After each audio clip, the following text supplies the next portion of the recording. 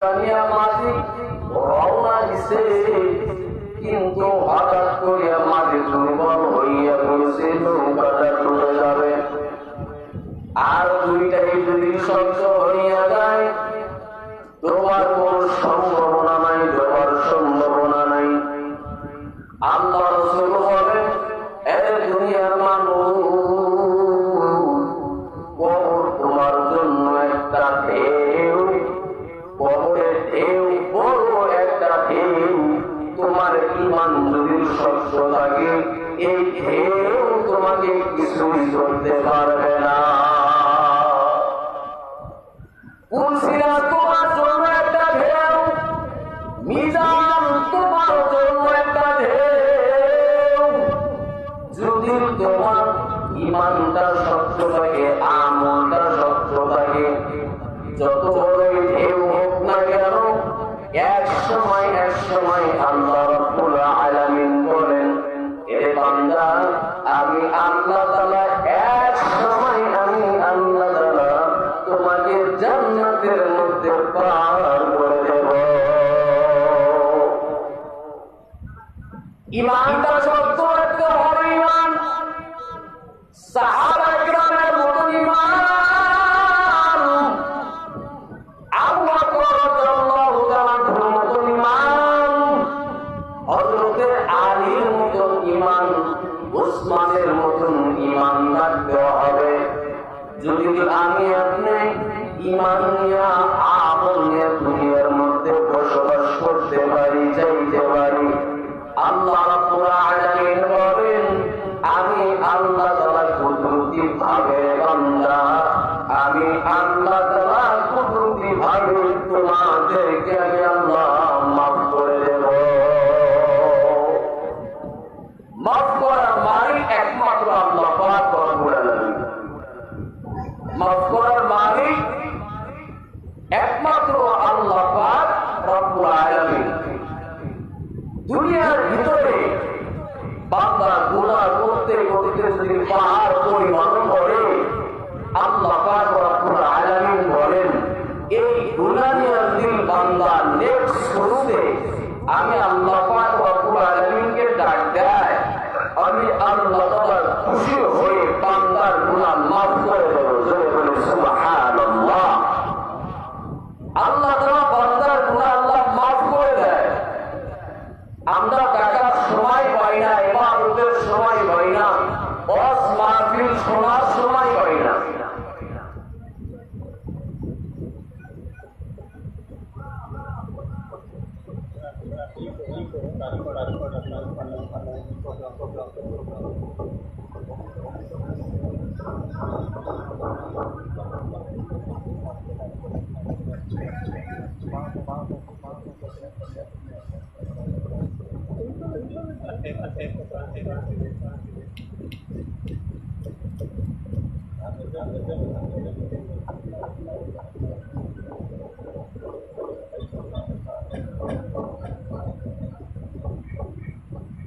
আল্লাহ পাক রব্বুল আলামিনের খাস বান্দারা আল্লাহ পাককে তালাশ করে। কোন বান্দা যখন আল্লাহ পাক রব্বুল আলামিনকে তালাশ করে, আল্লাহ পাক রব্বুল আলামিন তৎক্ষণাৎ বান্দার সাথে দেখা দেয়। জোরে বলে সুবহানাল্লাহ। এক পাদ্রী ছিলেন, পাদ্রীদের অভ্যাস হচ্ছে শনিবারে তাওহীদের তাফসীর পড়া। এই পাদ্রীটা একদিন হাজার হাজার জনগণের সামনে তাদের তাওরাত কিতাব থেকে পড়ে শোনায় প্রত্যেকটা মানুষকে। কিন্তু হঠাৎ করে নজর করে দেখে ওই তাওরাত কিতাবের ভিতরে নবী মুহাম্মদ সাল্লাল্লাহু আলাইহি ওয়াসাল্লামের প্রশংসা। সুবহানাল্লাহ। এই প্রশংসাটা দেখে পাদ্রীটা বইটা বন্ধ করলেন, আর মনে মনে চিন্তা করলেন, এটা যদি মানুষের সামনে যদি প্রচার করি, মানুষ সবাই কালেমা পড়ে মুসলমান হবে, দিন মেনে নেবে। কাজে আজকে আমি তাওরাত কিতাব পড়বো না, প্রত্যেকটা মানুষ যাকে বলতেছেন প্রতি শনিবারে তাহলে কিতাব পড়েন, আজকে কেন পড়েন না? বলে আজকে আমার মাথা ভালো না, শরীরটা ভালো না, আজকে আমি বাড়ির ভিতরে চলে যাবো। বাড়ির ভিতরে যাইয়া যে জায়গার ভিতরে নবী মুহাম্মদের প্রশংসা ওই পৃষ্ঠাটা ছিঁড়ে আগুনের মধ্যে পড়েছে। আর আল্লাহ রাব্বুল আলামিন বলেন, ইসলাম দুনিয়ার মধ্যে কোন মানুষ শেষ করতে পারবে না, কারণ ইসলামের সুইচ আমি আল্লাহ রাব্বুল আলামিনের হাতে। বান্দা নবী মুহাম্মদের প্রশংসা শিখছো, আমি আল্লাহ রাব্বুল আলামিন আবার নবী মুহাম্মদের প্রশংসা আমি আল্লাহ তাআলা দান করিয়ে দেব। তারপর শনিবারে পাদ্রীর মনটা বড় খুশি, নবী মুহাম্মদের প্রশংসা নাই, এখন আমি আমার মন মতো তাওরাত কিতাব পড়তে পারবো, সবাইকে শোনায় দিতে পারবো। এবার যখন শুরু করিয়ে দেখে দরদ করিয়ে দেখে গেল শনিবারে দেখছিলেন 4 জায়গায়, আজকে দেখে নবী মুহাম্মদের প্রশংসা 8 জায়গায়। আল্লাহ রাব্বুল আলামিন বলেন, দুনিয়ার মানুষ যেটা সম্ভব নয় আমি আল্লাহ রাব্বুল আলামিন সম্ভব করে দিই। নমরুদ চাইছিল ইসলাম নষ্ট করার জন্য, ইসলাম নষ্ট করার জন্য আল্লাহর সাথে যুদ্ধ করবে, তীর বানায়। ইব্রাহিম পয়গম্বরকে ডাক দিয়ে বলে, পয়গম্বর আল্লাহর সাথে যুদ্ধ করবো বলে কেমনে যুদ্ধ করবো? বলে তীর নিক্ষেপ করবো, আল্লাহর সাথে যুদ্ধ করবো। তীর নিক্ষেপ করে আল্লাহ রাব্বুল আলামিন ফেরেশতাদেরকে ডাক দিয়ে বলে, ফেরেশতারা মাছের রক্ত একটু তীরের সাথে লাগায়া দাও। মাছের রক্ত তীরের সাথে লাগায়া দিলেন, তীরটা জমির মধ্যে চলে আসলেন। নমরুদ বড় খুশি। নমরুদ বলে আল্লাহ নাকি মারা গেছে, এরকম হয়ে গেল আল্লাহ মারা গেছে। কিছুক্ষণ পর ইব্রাহিমের সাথে দেখা, ইব্রাহিম তোমার আল্লাহ দুনিয়ার মধ্যে নাই। পরে কোন আল্লাহকে মারছো? একটু পরে দেখতে পারবা কেমন যেন মেঘের মতন আওয়াজ আছে, কালো কালো কালো কালো। আল্লাহ রাব্বুল আলামিন মশা পাঠা যায়, আর আল্লাহ তাআলা বলে, এই মশারা খবরদার, ভালো মশা নাকের ভিতরে ঢুকবি না।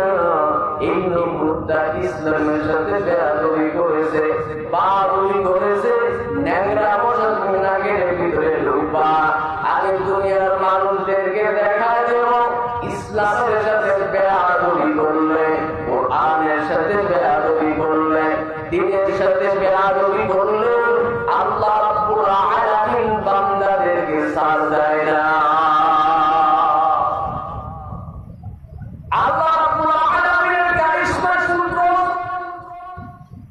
নমরুদ চাইছিল নিজেকে বড় বানানোর জন্য, নমরুদ চাইছিল কিন্তু পারে নাই। আল্লাহ রাব্বুল আলামিন সামান্য ন্যাংরা মশা দিয়া আল্লাহ তাআলা সাইজ ছড়িয়ে দিয়েছে।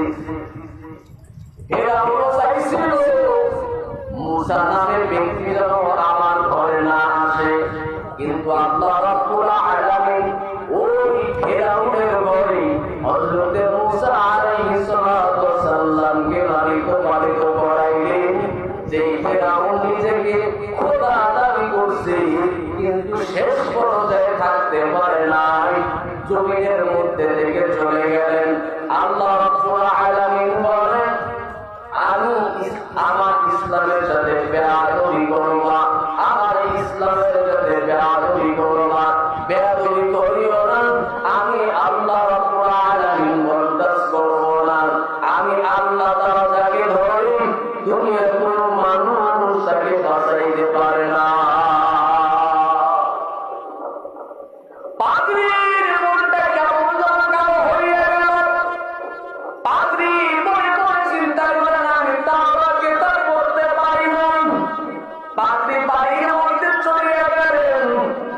ব্যাপার, যতই খুলি ততই দেখি নবী মুহাম্মাদের প্রশংসা। এই প্রশংসা যদি মানুষের সামনে বলে দেয়, মানুষ তো কালেমা পড়বে, মুসলমান হবে। দ্বিতীয় শনিবারে আবার যখন চলে গেলেন, মনে মনে চিন্তা করলেন সব তো ছিঁড়ে ফেলছি, আর নবী মুহাম্মাদের প্রশংসাটা আসবে না। কিন্তু আল্লাহ রাব্বুল আলামিনের রহমত যতই পৃষ্ঠা ছেড়ে আল্লাহ তাআলা ততই নবী মুহাম্মাদের প্রশংসা তাওরাত কিতাবের মধ্যে দেয়। সুবহানাল্লাহ। তাওরাত কিতাব নতুন করিয়া দেখেন, প্রথম শনিবারে পাইছিলেন 4 জায়গায়, তারপর শনিবারে 8 জায়গায়।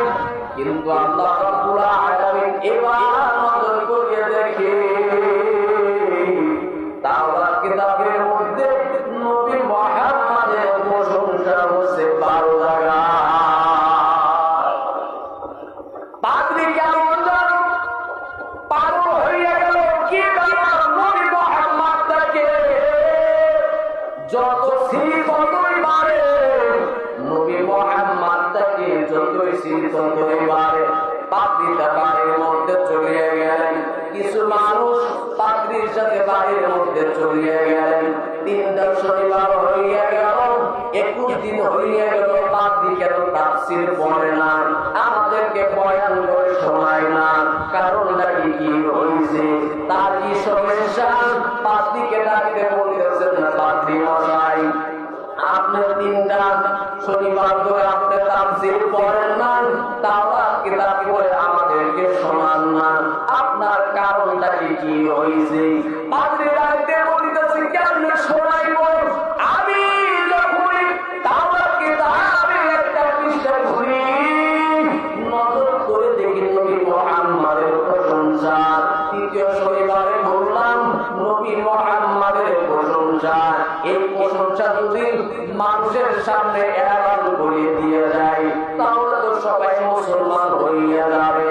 কিন্তু এই শনিবারে যখন বললাম নবী মুহাম্মাদের প্রশংসা, আমি মনে মনে চিন্তা করলাম আমি আর কাউকে কিছুই বলবো না, আমি নিজে যাব, ইসলাম মানব, নবী মুহাম্মাদকে দেখব। জোরে সুবহানাল্লাহ।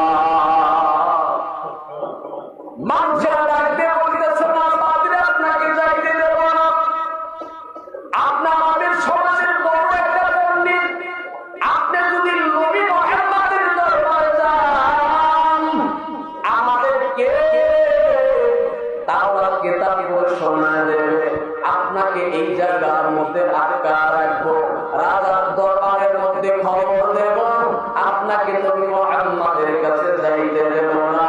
পাদ্রীটা কেমন যেন কান্নার আওয়াজ, আল্লাহ রাব্বুল আলামিনকে ডাকতে বলেন মালিক দুনিয়ার মধ্যে তোমাকে দেখি নাই, দুনিয়ার মধ্যে নবীকে দেখি নাই, শুধু নাম শুনলাম, প্রশংসা শুনলাম, নবী কোন দিকে আছে কোথায় আছে জানি না।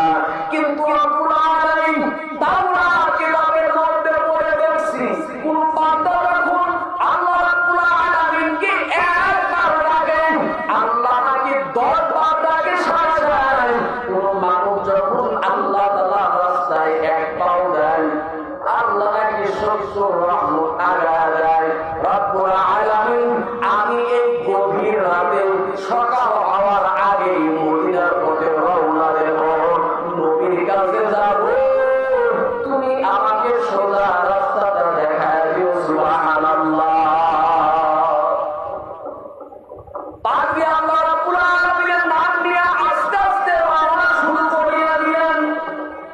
যাইতে যাইতে যাইতে যাইতে অনেক রাস্তা অতিবাহিত করলেন, কিন্তু নবী মুহাম্মদ কোন জায়গার মধ্যে আছে জানে না।